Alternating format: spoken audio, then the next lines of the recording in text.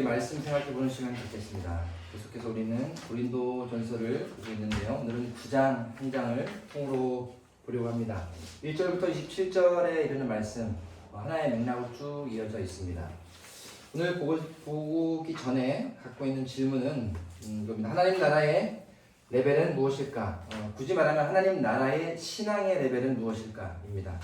우리가 믿음 생활을 한다, 신앙을 한다, 또 종교를 갖고 있다 등등 다양한 우리의 언어로 표현할 수 있겠지만, 우리가 정말로 고민해야 될 건 이 세상에서가 아니라, 이 세상의 원리와 이 세상의 법과 이 세상의 기준이 아니라, 내가 믿는 하나님, 내가 섬기는 예수님, 내가 따르고 배우고 싶은 예수님의 모습, 나와 함께 하시는 성령님, 그 하나님으로서 거하는 삼위일체 하나님과의 삶 속에서 내가 유지하고 누리고 살아야 되는 그 하나님 나라의 신앙의 레벨은 있을 것 같은데, 그게 과연 무엇일까?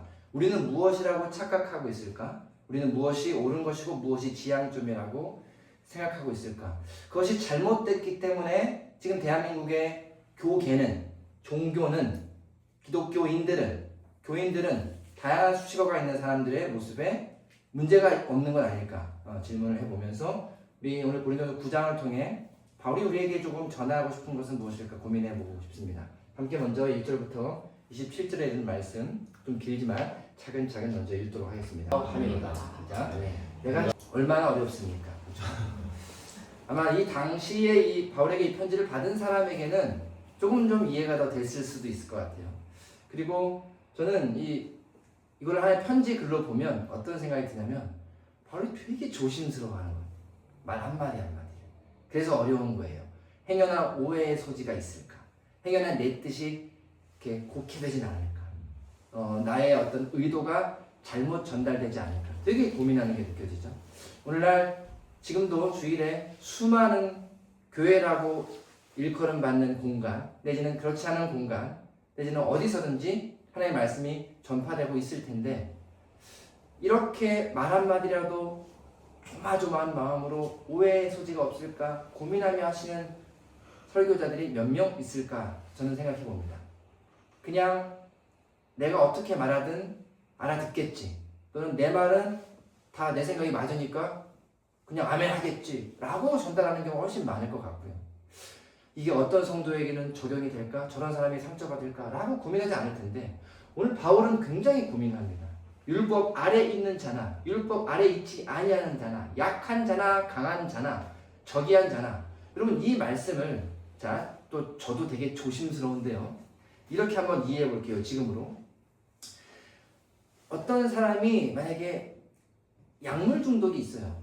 그럴 때 바울은 그 사람을 만나기 위해 내가 약물을 하지 않지만 약물 중독자를 만나기 위해 약을 같이 하는 상황이 생길 때 라고 표현하는 것 같아요.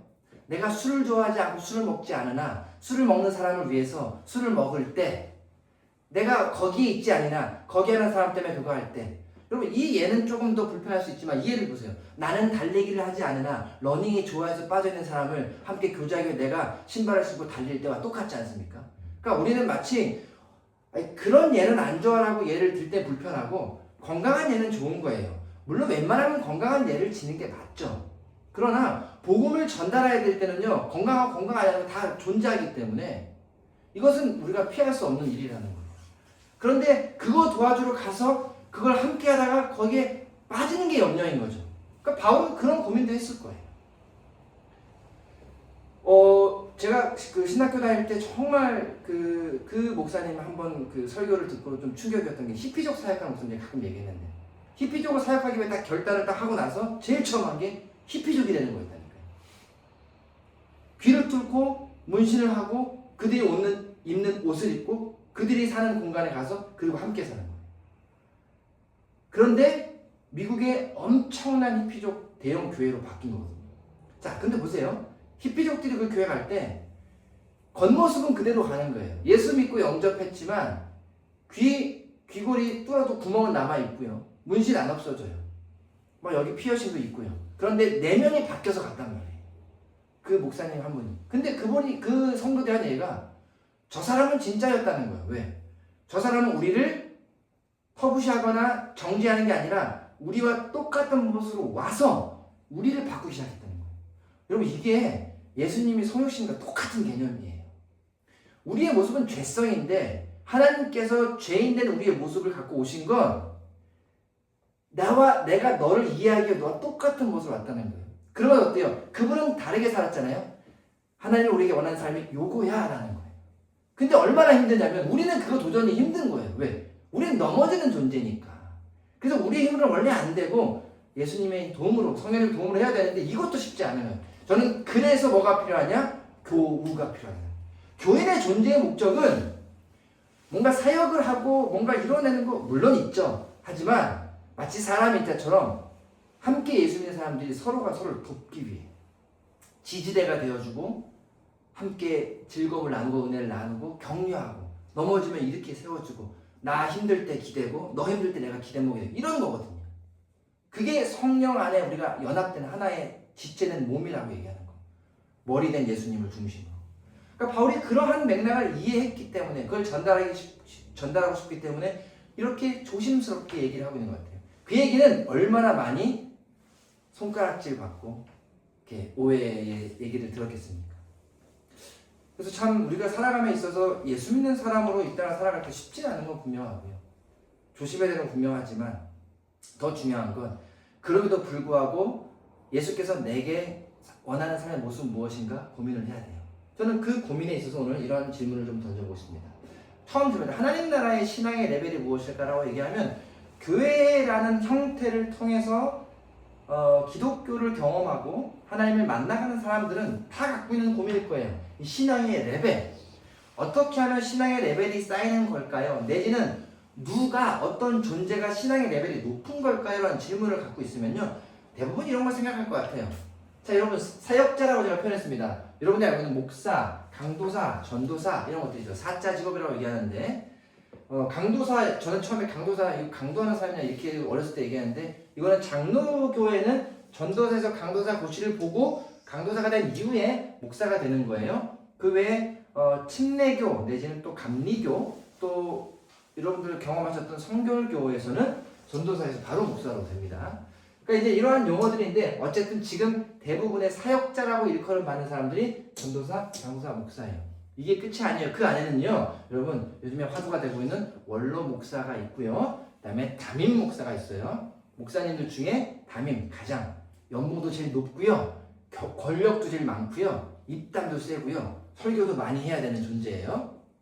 부목사, 담임 목사가 되고 싶어하는 존재들이죠. 이 부목사님들 일도 엄청 많고요. 교회에서 온갖 일을 많이 하십니다. 협력 목사, 담임 목사를 그만두시거나 다른 일을 하실 때 어떤 교회에 협력하는 목사를 얘기해요.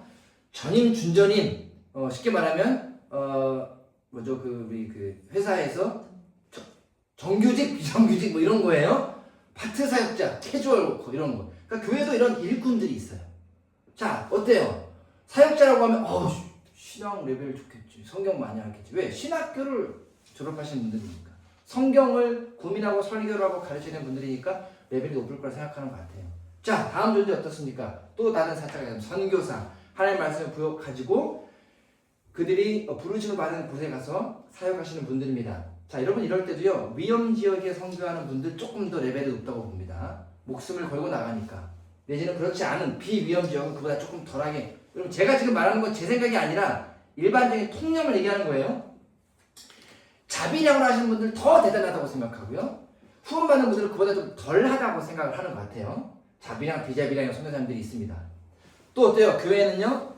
직분을 가진 분들이 있어요. 장로, 권사. 장로도 어때요? 당회원이냐 또 아니냐, 은퇴 장로냐 또 협력 장로냐, 또 여러 가지 용어들이 있습니다. 권사도요. 권사회에 포함되어 있고 어디에 있고 뭐 많고요. 당회원이냐 임직자냐 이런 것들도 또 나누기도 합니다. 집사도 안수집사, 서리집사, 집사 여러 가지 사자들이 있어요. 자, 또 교인도 어때요? 등록교인이냐 아니냐, 세례교인이냐 아니냐, 초신자냐 세신자냐. 자, 이 모든 게 마치 신앙의 레벨을 나누고 있는 것 같아요. 이것을 영어로는 하이라키라고 하거든요. 서열 내지는 위계 질서. 그러다 보니까 세신자는 담임 목사님을 더 높은 존재로 볼 수밖에 없는 거예요. 그러한 통념에서 사니까. 자, 저는 이 모든 것이 다 필요에 의해서 우리 사람들이, 인간들이 건강하게 만들기 노력한 좋은 산물이라고 얘기 드리고 싶습니다. 아주 몇몇 분들의 잘못 이것을 오용하셨기 때문에 우리가 좀 이렇게 안 좋은 결을 갖게 된 거지. 원래 본래의 출발은 아주 귀한 거라고 저는 생각을 해요. 그래서 잘못되어 있다면 바로 세워야 된다고 생각하지 이것이 잘못 모두 아니라고 부인하고 싶은 마음은 전혀 없습니다. 그런데 동시에 이것은 믿음과 신앙의 레벨은 전 아니라고 말씀드리고 싶습니다. 왜냐하면 하나님 앞에서 이제 막 예수 믿고 뜨거운 사람과 20년 사역하고 타성에 젖어버린 목사와 누가 더 믿음이 좋다고 할 때 우리는 판단할 수 없습니다. 그렇다면 예수님은 어린아이와 같지 않다면 천국에 갈 수 없다는 비유를 하실 수가 없어요. 여러분 이제 갓 태어난 응이응이한 이 아이가 말도 못하고 들은 게 없어요 라고 해서 이 사람은 예수 안 믿었고 이 아이가 혹시 잘못해서 하늘나라 가면 지옥 간다고 얘기할 수 있을까요? 그걸 누가 알 수 있어요? 알 수가 없어요. 오히려 그 순수한 존재가 진짜 하나님과 같이 있는 그런 가장 영적인 존재로 나와 있는 걸 수도 있거든요. 그리고 우리의 삶의 모습도 신앙의 그래프가 은혜에 충만할 때가 아닐 때가 있는데 은혜에 충만할 때는 레벨이 높고 아닐 때는 낮은 걸까요? 이것도 알 수가 없어요. 왜? 은혜에 충만하지 않고 바닥에 있다가 어느 날 감동 때문에 올라가거든요. 그러면 이 바닥에 있을 때 그 감동을 느끼고 회복됐다는 건 신앙의 레벨은 높으니까 이해한 거거든요. 그러니까 조금만 더 고민해봐도 내가 서 있다고 해서 레벨이 높거나 되게 훌륭한 존재가 아닌 것처럼 내가 좌절했다고 해서 완전히 버려진 존재가 아닐 거예요. 그러니까 서 있으면 넘어질까 조심하고 넘어지면 다시 일어나야 되는 거죠. 이 수많은 이러한 어떤 필요에 의해서 만들어진 것으로 우리가 신앙의 레벨, 정도와 척도를 가지고 있다면 우리는 계속 눌려 있을 것 같습니다. 그래서 계속 어딘가를 향해 올라가려고 하는 것 같아요. 그것이 높이 있는 존재라고 여기기 때문에. 저 역시 신학교를 가고 훈련을 받고 공부를 하고 이렇게 할 때 제 머릿속에서도 부인할 수 없습니다. 내가 그냥 성도로 살 때랑 그냥 청년으로 살 때랑 신학교를 입학했을 때 내가 조금 타인 누구보다는 조금 더 레벨이 올라갔지, 조금 더 알지. 소위 말하면 아이들 게임에서 게이지가 올라가는 거예요. 한두 놈이 올라갔다고 생각을 하는 거예요. 그리고 내가 사역을 시작하면 조금 더 깊어졌다고 생각하고요. 신학교를 졸업하고 목사 안수 준비를 하고 만약에 안수를 받고 이러면 더더욱 그렇게 생각했을 것 같아요. 근데 한 발만 물러서서 말씀을 생각해 보면 그게 필요하지 않다, 그게 문제가 된다라는 것이 아니라 내가 하나님 나라에 내 믿음의 레벨이 과연 그것으로 규정되어 있을까라고 생각하면 분명은 아니었습니다. 그러니까 바울이 오늘 지금 우리에게 얘기하고 싶은 건 어디로 갔냐 안 갔냐, 무슨 일을 했냐 안 했냐가 아니라 내가 하나님 나라를 위해서 예수를 증거하기 위해 살아갈 때 내가 무엇을 했냐를 얘기하고 싶은 것 같아요. 바울은 본문에서 수많은 당연한 얘기들을 당연할 수 있지만 그 당연한 걸 당연하게 하지 않는 것, 이 얘기를 해요. 여러분도 알다시피 나도 다 할 수 있는 일들입니다. 내가 왜 못하겠습니까? 그러나 안 하는 것은 이렇게 얘기하는 거예요. 할 수 있는 걸 하지 않는 것. 그것이 먹는 것, 누리는 것, 뭔가를 가지 않아도 되는데 가는 것, 가야 되는데 안 가는 것, 결혼해야 되는데 안 하는 것, 기쁨을 누릴 수 있는데 안 누리는 것, 이런 것들을 예를 들면서 그는 권리 포기를 이야기합니다. 그래서 복음의 본질이란 돈과 명예와 권력, 뭔가가 이루어서 내가 성취해 가면서 갖고 있는 게 믿음이 아니라는 거예요. 그래서 우리 그런 어렸을 때 그 노래 찬양이 있었어요. 돈으로도 못 가요 하나님 나라, 명예, 권력 이런 걸 못 가요 하나님 나라. 믿음으로 가는 나라 하나님 나라. 그 얘기 뭐냐면 우리가 이거면 좀 드러낼 수 있지 않을까? 이거면 하나님이 보기에 잘했다 하지 않을까라는 것으로 못 간다는 거예요. 그런데 보이지 않는 것으로 간다는 거예요. 믿음은 보이지 않거든요. 그러면 그 믿음이란 자체는 안 보이는데 믿음은 뭐로 보이냐면 믿음 때문에 어떠한 것을 결정했는가, 이 삶의 모습으로 보이는 거예요. 그래서 저 사람이 이런 삶을 살 정도면 믿음이 얼마큼 있냐는 거죠. 그러다 보니까 하나님께 뭔가 큰 금액으로 헌금을 했다. 믿음이 큰 사람이다.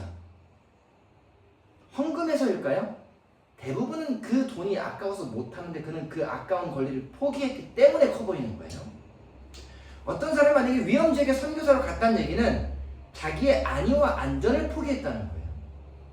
어떤 사람이 목회자 길을 갔다는 건 다른 사람들처럼 사는 게 아니라 목회자가 외롭고 힘들고 조금은 손해보는 것 같지만 그 구도자의 삶을 살겠다고 결심했기 때문에 그의 믿음이 커 보이는 거예요.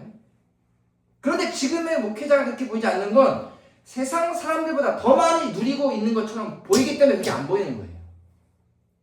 그러니까 여전히 목사님 차량의 문제가 아니라 어떤 삶을 사는지에 따라 목사님들 평가받는 거죠.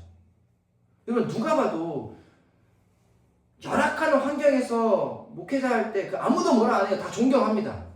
근데 그렇지 않은 환경에서 누가 봐도 뭔가를 너무 많이 누리고 있으면서 권력을 행사하고 있기 때문에 찌푸리는 거잖아요. 어디에도 그의 권리 포기가 없고 믿음을 위해 싸우는 갈등이 없어 보이기 때문에. 자, 그렇다면 그것은 비단 그들의 문제가 아니라 예수를 믿는 저와 여러분 모두 동일해야 된다는 거예요. 예수를 믿는 저와 여러분의 신앙의 레벨은 내가 어떠한 직분을 얻었는가, 얼마나 오래 신앙생활을 했는가, 어떤 교회를 다니는가, 어떤 교회를 얼마큼 출석했는가, 내가 1년에 헌금을 얼마나 하느냐가 아니라 내가 하나님 나라 위해 내가 내 일상생활에서 무엇을 포기하고 있는가, 얼만큼 많이 포기하고 있는가로 결정되는 거예요. 왜? 그리스도를 따르고 그리스도의 제자가 된다는 건 그 제자 되는 목적을 위해서 나의 어떤 누릴 수 있는 당연한 권리를 포기하는 거거든요. 여러분 주일 예배 중요하죠. 그거는 썬데이를 얘기하는 게 아니에요.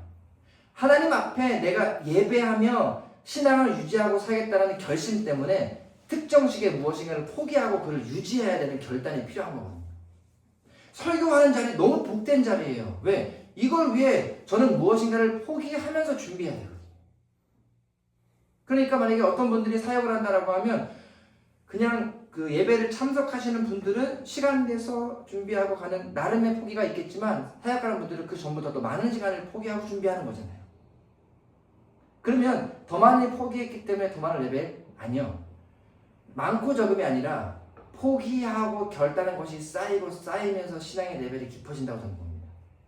그것은 그러면 1시간 포기했나 10시간 포기했냐 그 정도의 문제가 아니에요. 그 경중이 아니에요. 그건 모두 객관적이에요. 그건 하나님 말씀이에요. 그래서 결론은 우리의 신앙의 레벨이 어떠하다 우리의 눈으로는 절대 나눌 수가 없습니다. 그러나 각자 코란데오 하나님 앞에서 하나님만이 아시죠. 내 속에 있는 진정하고 정직한 나의 모습. 내가 정말 너무 소중한 거 있는데 하나님 때문에 이걸 포기하고 더 좋은 하나님을 붙잡겠다 하는 게 내게 우상이 될 수 있는 것을 내려놓는 거예요. 그게 누군가에겐 되게 쉬운 걸 수 있지만 이 사람에게는 아닐 수 있거든요. 저는 그걸 요즘에 참 많이 느껴요. 자녀를 키우면서 또는 제 자신을 보면서 A, B, C 사람이 있는데 A에게는 그렇게 중요하지 않은 게 B에게 너무 중요한 일들이 있어요. 그럴 때 A가 B한테 아니 너는 그게 그렇게 어렵냐라고 얘기할 수 없다는 거예요. 또 C는 A, B가 중요한 거를 C는 하나도 안 중요해요. 그러니까 얘는 되게 쉽게 포기할 수 있는데 쉽게 포기한 것보다 어렵게 포기한 게 신앙의 레벨이 훨씬 더 깊다라고 저는 생각합니다. 그래서 여러분 얼마나 내가 많이 포기했는가를 생각하지 마시고 하나님 이것만은 진짜 어려워요. 근데 은혜 충만해서 기꺼이 내려놓고 하나님 볼 수 있는 것이 있다면 그거에 도전하시면 좋겠어요. 그리고 그때 누려지는 그 은혜가 진짜 여러분이 레벨이 올라갔다 생각하십니다. 우리가 사실 신앙의 레벨을 꼭 올려야 되는 건 아닙니다. 왜? 구원받는 걸 레벨이 높여야 받는 게 아니라 믿음으로 받는 거예요. 예수를 나의 구주로 영접하고 예수님의 십자가의 보혈 때문에 나는 천국 가는 겁니다. 믿으면 천국 가는 겁니다.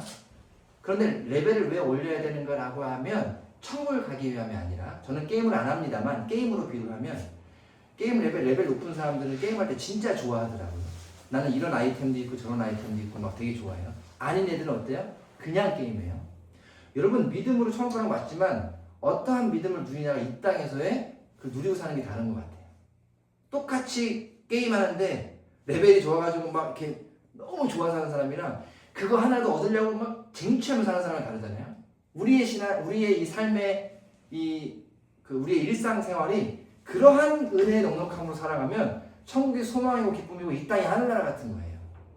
그런 차원에서 신앙의 레벨을 올려보는 거지 뭐 구원받으려고 레벨을 올리는 건 아니에요. 그러니까 교회의 출석 일수, 예배를 빠지냐 안 빠지냐, 내가 어떤 훈련이나 또는 어떤 직분을 얻었느냐 못 얻었느냐로 신앙의 레벨 척도를 생각하지 마시고 그것으로 만족하지 마시고 정직한 내 안에 정말 누구에게 속이지 않은 진짜 퓨어한 내 자신이 하나님 앞에서 이것만큼은 못 내려놓겠어요 라는 것들을 내려놓는 훈련을 하는 게 우리의 신앙을 훨씬 더 깊이 있게 만드는 거 생각합니다. 이 얘기를 준비하면서 저도 얼마나 많이 돌아보겠습니까? 근데 이 얘기 불편하면 왜? 저는 안 놓고 싶거든요. 솔직히 너무 하나님 이거는 좀 안 놓고 싶고 이런 게 있어요. 근데 그럴 때도요 제 생각입니다. 하나님이 그치 야 너 그거 안 놔도 괜찮아. 왜? 아니 제가 하나님 자녀인데 믿음으로 구원받았으니까 하나님 내가 살려줬잖아요. 그럼 괜찮아요. 그걸로 충분한데 자녀가 있잖아요. 어느 날 아비의 마음을 알아서 그것까지 도전할 때 그렇게 이쁜 거거든요. 나는 하나님 아버지를 행복하게 해주고 싶은 차원에서 이렇게 설교해봅니다. 그리고 10번 중 1번은 해보고 싶은 거예요. 그렇잖아요. 그러니까 우리 같이 또 못했을 때 에헤 못했 이러지 마시고 우리가 모습이 원래 그런 거니까. 근데 어느 날 했을 때 그걸 은혜로 좀 나누면 좋겠어요. 진짜 힘든데 이거 했어요. 진짜 힘든데 이거 했어요. 저는 그것 중에 하나가 사역을 하면서 이 사역의 자리를 유지하는 게 어려울 때가 있어요. 우리 아내에겐 가끔 그래. 나 설교 그만하고 싶어.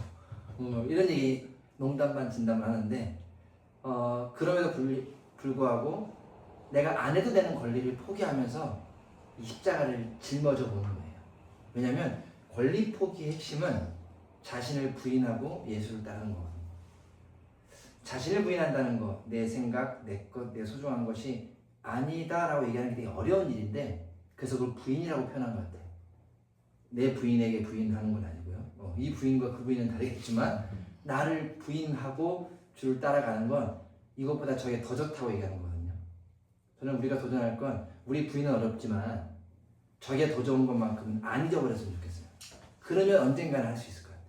늘 기준이 이거 소중한 거는 내가 쉽게 못 내놓겠지만 예수님 좋은 거, 예수님 사랑하고 예수님 소중한 것만큼은 안 놓치면 포기하지 않을 수 있지 않을까.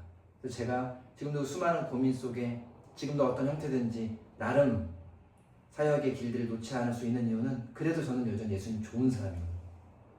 예수 믿고 사는 게 좋고 행복하고 힘들고 좌절하고 넘어질 때도 있지만 찬양 부르면 나도 모르는 힘이 올라오고 말씀 볼 때마다 그렇지라고 하고 정말 설교하기 싫다가도 이게 성경을 피고 설교를 준비하면 어느덧 빠져 있어서 내가 하나라도 얘기할 은혜를 주셔서 감사하지. 제가 제일 두려운 건 매일 설교에 대해서 뭐 오늘이 아니라 이번 주에 준비하든 그 전날 준비하든 말씀을 열 때마다 무엇을 전할지가 없으면 진짜 힘들거든요. 다행히 일주일에 하나 설교하는데 그 하나의 설교의 내용은 나오는 게 정말 감사해요. 그리고 여러분께 전달하는 건 되게 그럴싸하게 전달하는 게 아니고요. 진짜 그냥 제가 느낀 은혜를 전달하는 거예요. 제가 하나 배운 거예요. 이 고린도전서 9장을 통해서 얼마나 전달할 게 많겠습니까마는 저는 그 바울의 마음속에 내가 포기하지 않아도 되는데 포기함으로 내가 그리스도의 제자입니다 라고 얘기하는 것 같아요. 여러분 삶의 현장에서 포기하지 않아도 되는 일들을 하나둘씩 포기해 가며 그 권리 포기가 신앙의 레벨로 쌓여가는 것을 믿으시기 바랍니다. 그래서 무엇인가 많이 성취하고 주님께 많이 드리지 못해도 많이 포기함으로 주의 나라를 쌓아가고 있다면 여러분이 깊은 신앙생활에 고민하고 계십니다. 더 많은 것들 하나님 나라를 위해 많이 올려드릴 수 있는 그런 사람이 되길 바라면서 한 주간 예수님도 사랑할 수 있으면 좋겠습니다.